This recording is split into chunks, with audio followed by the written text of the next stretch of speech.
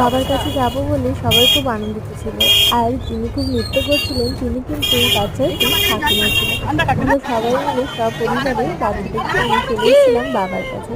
বাবা বড় পছন্দ করে ও পুজো দেওয়ার উদ্দেশ্যে আমরা চলে এসেছিলাম। সেই দিনটি ছিল শনিবার। এবার বাচ্চাদের পাতা ছিল সাজগোজ করার, কিন্তু সে তো খুবই ঘুমিয়ে সকাল থেকে খুবই আনন্দ করেছে। আর এতটাই ভালো বাবার কৃপায় সে কিন্তু